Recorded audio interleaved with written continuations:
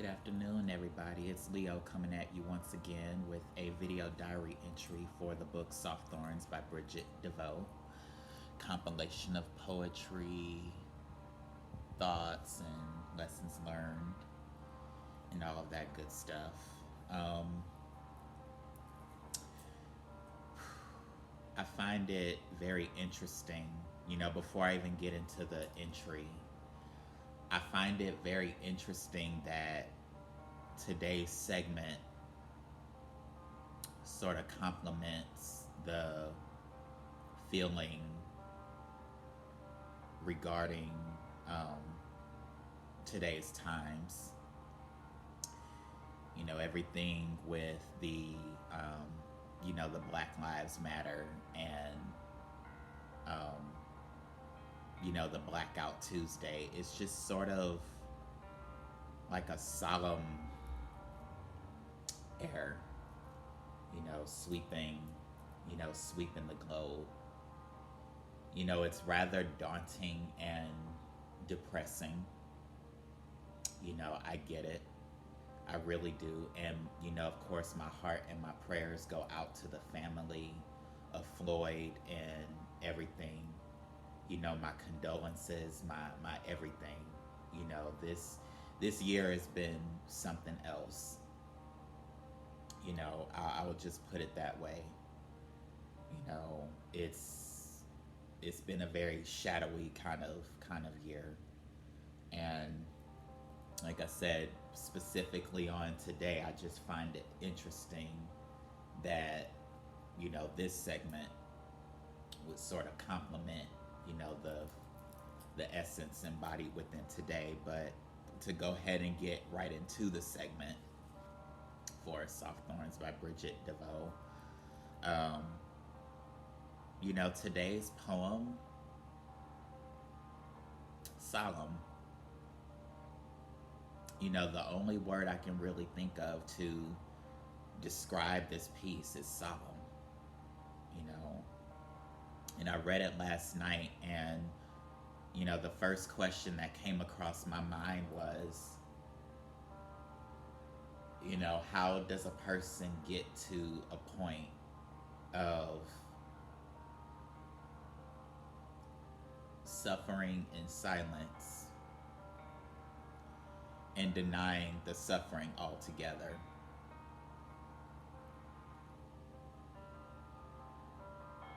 How does one reach that point?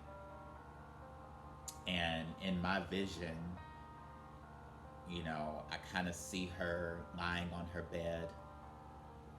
This was while I was reading it last night. I kind of see her lying on her bed, gazing at a foggy window.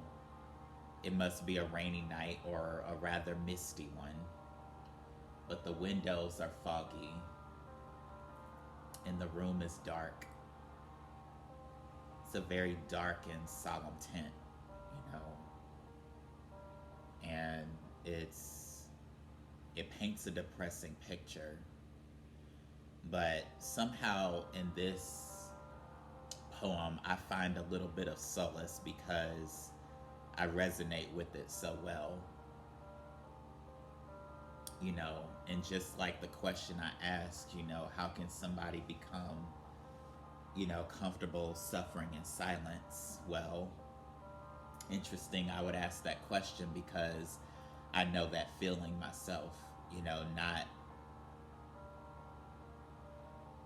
really wanting just any and everybody around me in my my daunting states, my depressive states, but wanting the right person. You see what I mean? So to go ahead and dive into the poem, today's poem reads, I'm lonely, but I don't want company. I want to lie in bed alone, knowing someone else is thinking of me. I'm lonely, but I don't want company. I want to lie in bed alone, knowing someone else is thinking of me. Video diary entry titled A Night to Us. Us in quotes. meaning I have stepped into her world of solitude, solemnity, darkness. I said to myself as I was reading this last night, I said, I'm no stranger to dark waters. Most of my days are pretty light and merry, but every now and then I taste dark waters of sorts. People often wonder, is that really true? I think the thing is, it's just my attitude in it all. I try to find ways to make lonesome times more fulfilling. I believe where there's a famine,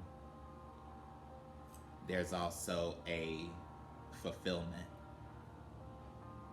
But see, it's during that time of famine, and not necessarily, food I'm referencing, but no, a famine regarding people. In those times, you have to find something to fulfill you. You can either loathe in lonesome times, or you can really find a way to live. Those are the times to pray. Those are the times to meditate. Those are the times to read and find something that you can connect with. Find something that speaks to where you are. You're not as alone as you think. Let me just tell you this. Sometimes, a book, let me tell you this, and I mean this from the bottom of my heart, and I really hope that whoever views this captures this. Sometimes a book can make you feel more solid and safe than a person. Because sometimes a person may not always have the right words to say to you in a given moment. They may not always know what to do or how to be there for you. And of course, well-intentioned, they can just be there. But sometimes the words on a page can speak to you directly where you are. This author never even knew you. This writer never knew you. This artist never knew who you were, but art is powerful. It can speak to you where you are. And you know what? It was those words, or that portrait was crafted by someone you've never even met. Funny how we go to the movies and we entertain ourselves with these films and everything like that, but sometimes those movies that are out, they sort of resonate with whatever our current state is. And so with this one, I relate to this. I'm lonely, but I don't want company. Anybody that says they're lonely and doesn't want company, it's kind of a coping mechanism to deal with the feeling that accompanies, the idea that you're not thought about, that you're not cared for, that nobody sees you, you're not heard. You feel as though your life doesn't matter. You feel as though your life doesn't matter, and that can kind of be sort of the feeling I get amongst my brothers and sisters in the Black community. Lives are being taken.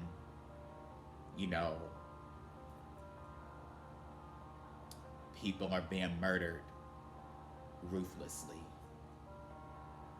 Just heinous crimes everywhere. And you're feeling like you're outnumbered. And you're feeling like, there's no light.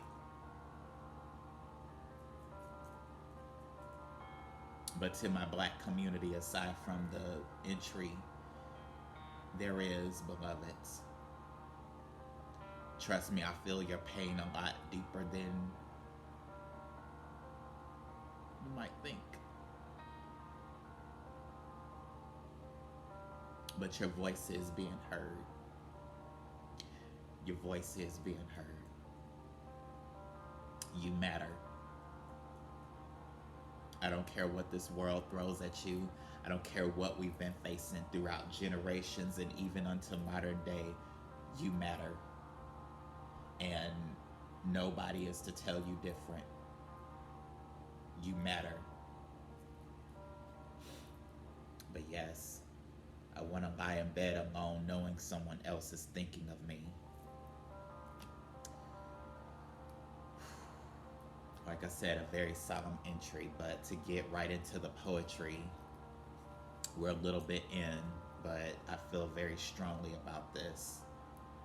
You know, there's a lot to reflect on here. But my first thought was, you know, in the form of a question, won't you lie here with me? Won't you lie here with me? Really wanting somebody to be there. But this piece sort of has an interesting twist to it. But won't you lie here with me? Like the stars next to a silhouette sky, like the sparkles of rivers drifting by. Put me out of my misery with just the twinkling of a notion. My skin running briskly through your soft hands, the strands of my hair fondled by your cheek, your dreamy eyes lost in mine, or even the soft nibble of your tongue upon my neck, facing the same direction. My eyes and yours consummating with passion deep as a tongue-swallowing kiss. Well, maybe not that deep, but think of me at least. If you won't lie here, let the thought of me lie with you. Won't you, my love? Won't you lie here with me? And basically what it says. But knowing the reality,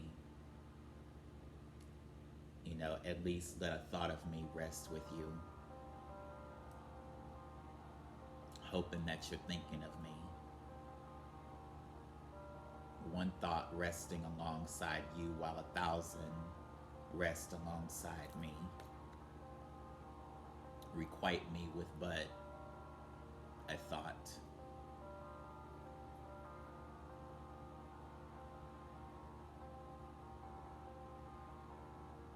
Requite me with but a thought. And that would be to me like the golden apple amongst my thoughts of you. Your one thought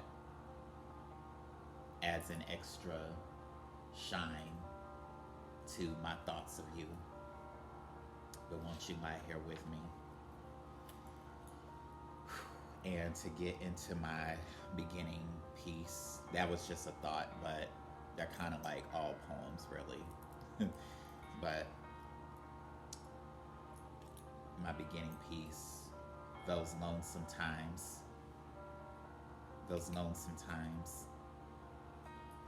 Picture that pixel perfect star, the only one who touched the passion of the sea up close and personal, not knowing whether such a gentle stroke would be requited, or even genuine a love for that matter. An army of light cast asunder for apathy in return, the rhymes of a shattered diamond glass, who gazes upon her memory of starry days, who can never go back now. Talk about a lone star, big Texas, big heart, troubled state, larger than life herself.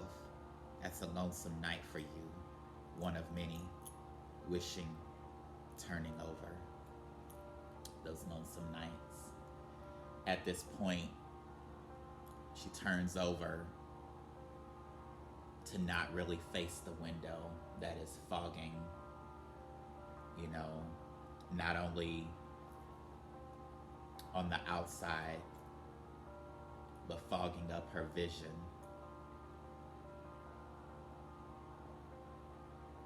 Those lonesome times create such a foggy mist.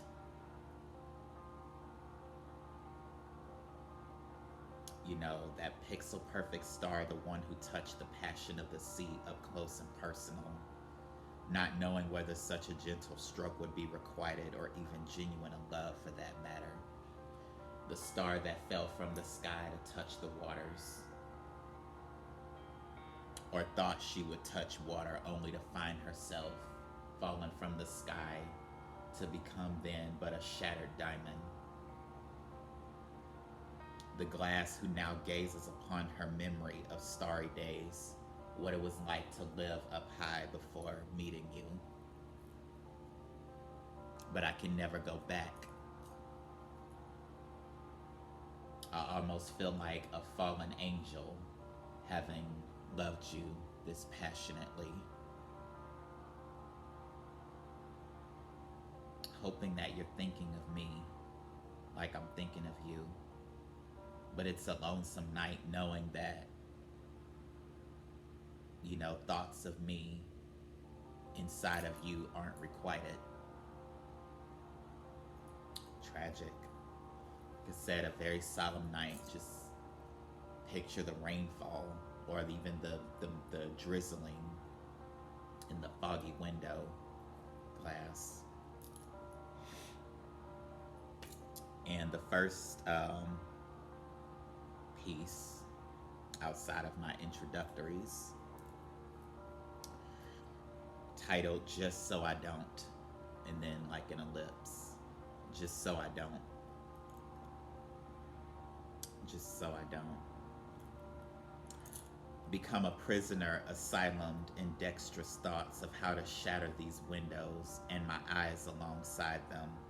Oedipus knew all too well about the ramifications of blind love, oblivious all that annihilated his sight altogether. Just ask his mother, who gave him the world of stars and bright glory, honor robed in deception, so I'll consult my reflection in the mirror glass. I won't shatter her with my trauma. I will face her, and maybe then I can, in there, somewhere, find me. She's staring right at you, my love. Who's there? Who's there? Just so I don't. It's the mirror calling me away from the window glass, a mirror calling me to perhaps face the reality of what is, you know, to dispel my sorrows tied within this fantasy. But funny, the fantasy poses both a delight and a dishevelment. I'm both delighted and disconcerted gazing upon this window.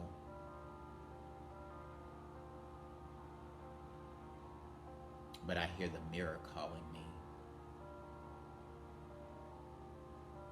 A representation of my subconscious. Or even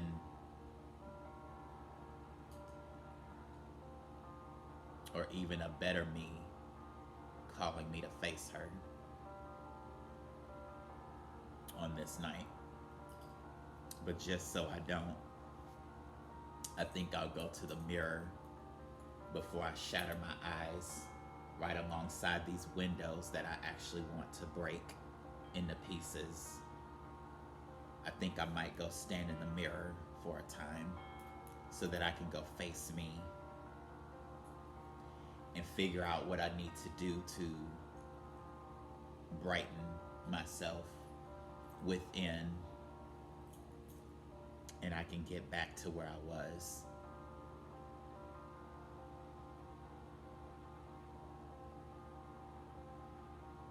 But so I don't become a prisoner of my thoughts.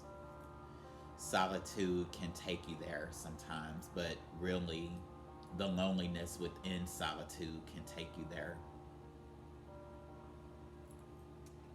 if you're not careful, if you stay there for too long.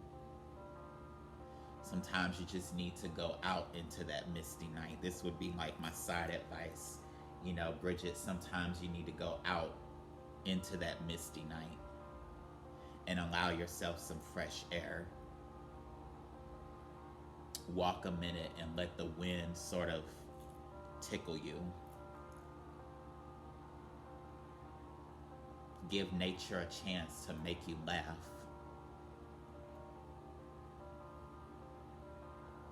Give the night harmony a chance to, you know, touch your heart a little.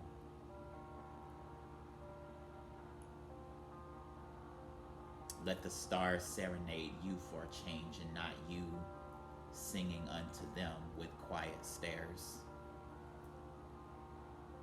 Let them sing a loud but soft and resounding melody unto you, just so you don't.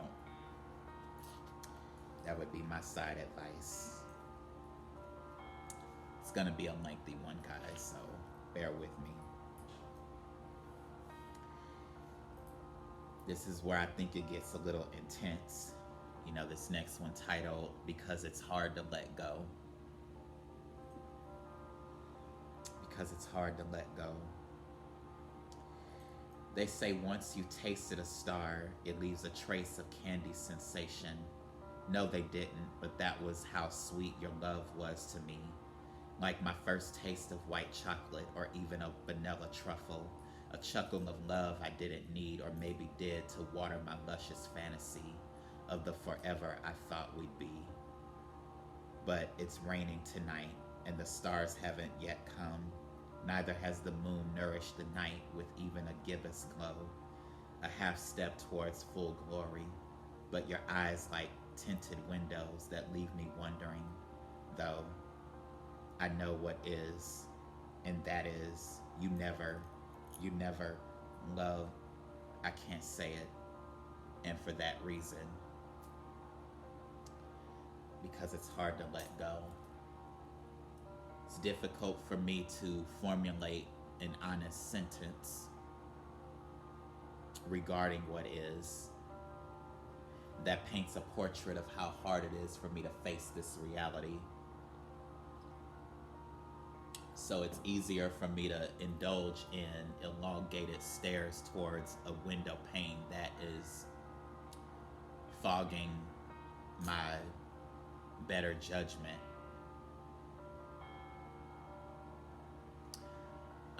I'm knit so tightly to a notion of you thinking of me.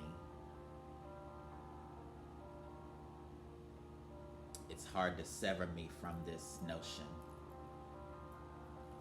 and actually knit together an acceptance, or at least a full acceptance of the reality,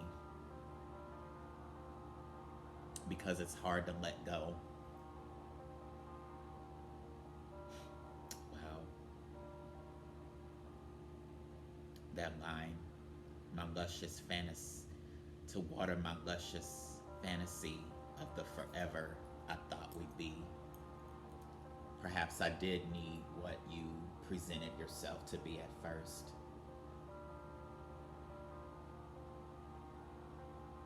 Something to chuckle over for memory's sake, but something to cherish.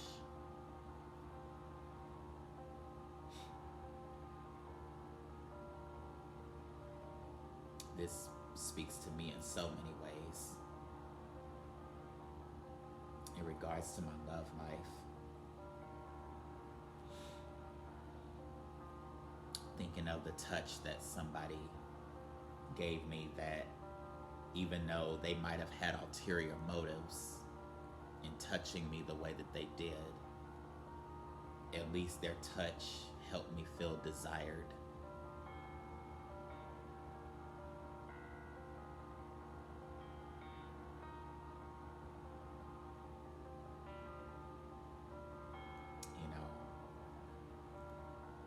I think of this person who put their arm around me one time and how it was hard for me to requite the affection, because when I was talking to them, you know, regarding relationships. I felt a sense of unease, like they had ulterior motives, like lust burned inside of them, and not the desire to love me the way that I would have liked to be. But reminiscing on that touch, their arm around me, and they'll never know it. But in that moment, I felt desired. I felt accepted by somebody. Though, had the relationship prolonged, I don't know if cherished would have been the adjective describing their sentiment towards me.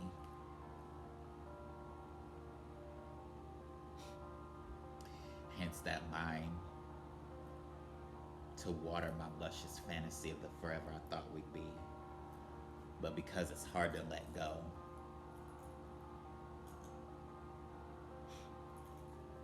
it's hard to let go.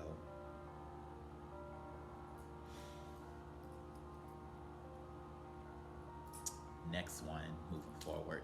This night to myself. This night to myself. It's like riding upon a magical carpet, my thoughts, my desires, and I brought a few notebooks and a few canvases. I thought we could paint portraits of each other, even little miniature murals, but I see you have a liking for caricatures, comicals of rather serious matters. You suck the life and color out of soulful moments. Special becomes but a notion, noteworthy becomes but unknown, and a wonder that even on a night like this, special I deem you. What you played with, I cherished as the heart is supposed to be, a treasure to honor, not a pleasure to play with like a toy, but a prize to preserve. So I'll paint this one for us, my love. Caricatures and all, the crowd can decipher for themselves who's who. This night to myself. Kind of a sarcastic twist, but you can feel the sadness in there. I desire to paint meaningful portraits of our love, but no, you seem to have a liking for comics, caricatures, which are but funny faces that actually make a mockery of serious moments. A funny version of a serious matter. Caricature is almost like the drawing, art form of sarcasm.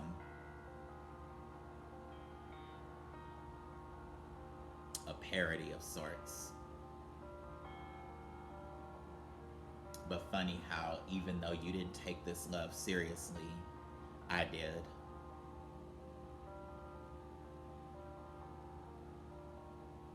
And though you may never requite the sentiment I have towards you, it doesn't stop me from feeling the way I feel. But this night to myself, I'm thinking of you. Of all the fun we could have painting portraits of each other, how we feel. But the way you treated me, it's quite evident how you feel versus how I feel. But that ending line, the crowd can decipher for themselves who's who. While you paint a caricature, I'll paint something more meaningful and concrete regarding our love. But yeah, this night to myself, very deep. And believe it or not, the final one. And what about you? Question. After this night to myself, having thought all of this, where are you sitting on the spectrum? maybe sort of a deep and sarcastic question. And what about you? What lingers on your horizon of thoughts and notions? Do you even dream anymore? Does color lurk anywhere within your eyes? Does your soul have What does your soul have to say after having tasted my love and affection? After having drunken my most sacred wine? What does your heart have to say?